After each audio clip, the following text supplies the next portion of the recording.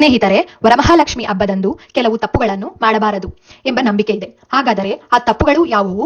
ಕಳಸವನ್ನು ಹೇಗೆ ಸಿದ್ಧಪಡಿಸಬೇಕು? ದೇವಿಗೆ ಸೀರೆ ಉಡಿಸುವಾಗ ಯಾವ ವಿಷಯಗಳನ್ನು ಗಮನಿಸಬೇಕು? ಎಲ್ಲವನ್ನೂ ಈಗ ತಿಳಿಯೋಣ ಬನ್ನಿ.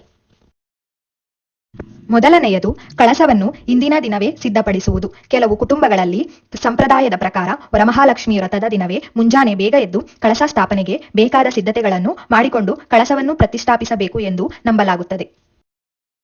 ಆದ್ದರಿಂದ ನಿಮ್ಮ ಕುಟುಂಬದ ಆಚರಣೆಯಲ್ಲಿ ಹೇಗೆ ಮಾಡಲಾಗುತ್ತಿದೆಯೋ ಅದೇ ಪದ್ಧತಿಯನ್ನು ಅನುಸರಿಸಿ ಕಳಸವನ್ನು ಭಕ್ತಿಯಿಂದ ಸ್ಥಾಪಿಸಿ.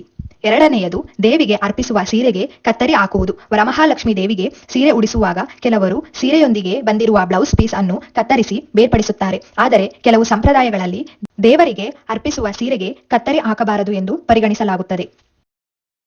ಸೀರೆ ಮತ್ತು ಬ್ಲೌಸ್ ಪೀಸ್ ಅನ್ನು ಜೋಡಿ ಆಗಿಯೇ ಇಟ್ಟು ದೇವಿಗೆ ಅರ್ಪಿಸುವುದು ಶುಭಕರವೆಂದು ನಂಬಲಾಗುತ್ತದೆ. ಆದ್ದರಿಂದ ನಿಮ್ಮ ಕುಟುಂಬದ ಆಚರಣೆಯಲ್ಲಿ ಈ ನಿಯಮವನ್ನು ಪಾಲಿಸುತ್ತಿದ್ದರೆ ಸೀರೆಗೆ ಕತ್ತರಿ ಹಾಕದೆ ಹಾಗೆಯೇ ಅರ್ಪಿಸುವುದು ಉತ್ತಮ. ಮೂರನೆಯದು, ಕಳಸಕ್ಕೆ ಅತಿಯಾದ ಹಣದ ಅಲಂಕಾರ ಮಾಡುವುದು. ವರಮಹಾಲಕ್ಷ್ಮಿ ದೇವಿಯನ್ನು ಹಣದ ನೋಟುಗಳಿಂದ ಅತಿಯಾಗಿ ಅಲಂಕರಿಸುವ ಅಗತ್ಯವಿಲ್ಲ. ಲಕ್ಷ್ಮೀ ದೇವಿಗೆ ಹೂವಿನ ಅಲಂಕಾರ, ದೀಪ ಆರಾಧನೆ, ನೈವೇದ್ಯ ಮತ್ತು ಮುಖ್ಯವಾಗಿ ನಿಷ್ಕಲ್ಮಶವಾದ ಭಕ್ತಿ ಅತ್ಯಂತ ಮುಖ್ಯವೆಂದು ಭಕ್ತರು ನಂಬುತ್ತಾರೆ. ಆದ್ದರಿಂದ ಕಳಸವನ್ನು ಅತಿಯಾಗಿ ಅಲಂಕರಿಸುವ ಬದಲು ಸ್ವಚ್ಛವಾಗಿ ಮತ್ತು ಸುಂದರವಾಗಿ ಹೂಗಳಿಂದ ಅಲಂಕರಿಸಿ ನಿಮ್ಮ ಶಕ್ತಿಗೆ ಅನುಸಾರವಾಗಿ ಸರಳವಾಗಿ ಪೂಜೆ ಮಾಡುವುದೇ ಸಾಕು. ನಾಲ್ಕನೆಯದು, ಕಳಸಕ್ಕೆ ಸೂಕ್ತವಾದ ಪಾತ್ರೆ ಬಳಸುವುದು. ಕಳಸ ಸ್ಥಾಪನೆಗೆ ನಿಮ್ಮ ಶಕ್ತಿಗೆ ಅನುಗುಣವಾಗಿ ಬೆಳ್ಳಿ, ತಾಮ್ರ ಅಥವಾ ಹಿತ್ತಾಳೆಯ ಪಾತ್ರೆಯನ್ನ ಬಳಸುವುದು.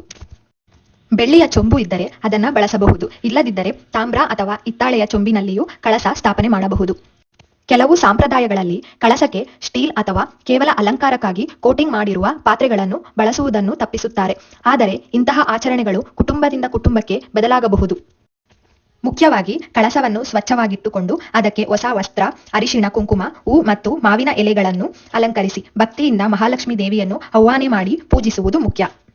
ಸ್ನೇಹಿತರೆ, ವರಮಹಾಲಕ್ಷ್ಮಿ ವ್ರತದಲ್ಲಿ ಯಾವ ವಸ್ತುಗಳನ್ನು ಬಳಸಬೇಕು ಅಥವಾ ಯಾವ ಆಚರಣೆಯನ್ನು ಮಾಡಬೇಕು ಎಂಬುದು ಪ್ರದೇಶ ಮತ್ತು ಕುಟುಂಬದ ಸಂಪ್ರದಾಯದ ಪ್ರಕಾರ ಸ್ವಲ್ಪ ಬದಲಾಗಬಹುದು. ಆದ್ದರಿಂದ ನಿಮ್ಮ ಮನೆಯ ಹಿರಿಯರು ಅಥವಾ ಪುರೋಹಿತರು ಹೇಳುವ ಸಂಪ್ರದಾಯಕ್ಕೆ ಆದ್ಯತೆ ನೀಡಿ.